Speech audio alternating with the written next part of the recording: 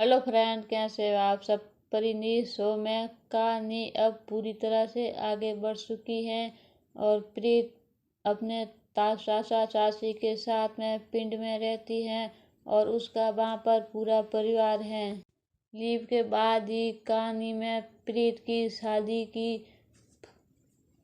तैयारियां हो रही हैं। हल्दी, संगीत, मेहंदी ये सब कुछ हो रही है और इन सब में ही कोई ना कोई मुश्किलें आ रही हैं।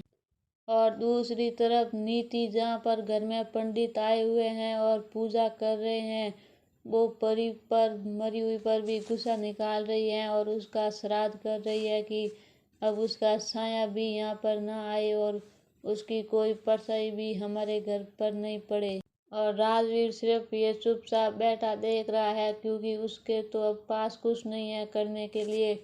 और उसे परी और अपने पुरानी यादें याद आ रही हैं, जिसके बाद वो बहुत दुखी हो रहा है। लेकिन अब राजवीर के पास कोई सहारा भी नहीं है क्योंकि नीति उससे बदला ले रही है और नीति वैसे भी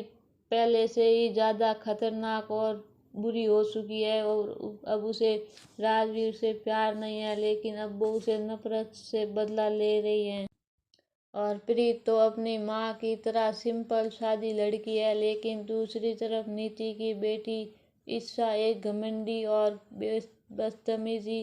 की और लड़की है और अभी तक वो इस सीरियल में नहीं आई है, कहीं शहर में बड़ी हो रही है। अभी तो सीरियल में ऐसे ही दिखा रहे हैं कि प्रीत की शादी किसी और से हो रही है, लेकिन सीरियल में आगे तो प्रीत की शादी अतिथि से होगी जिससे नीति की बेटी प्यार करती होगी और प्रीत उससे वो छीन कर नीति के घर पर जाएगी। लेकिन ये सब इतनी जल्दी तो होना नामुमकिन है क्योंकि आगे आगे होगा तो हमें भी देखने में मज़ा आएगा। अब ये देखना होगा कि प्रीत को इन सब की कैसे सच्चाई पता चलेगी और उसे ये सब कौन बताएगा, क्योंकि अभी तो वो बहुत दूर रह रही है इन लोगों से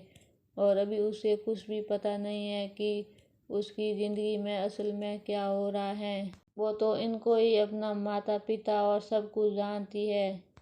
तो आप लोगों को आगे कहानी में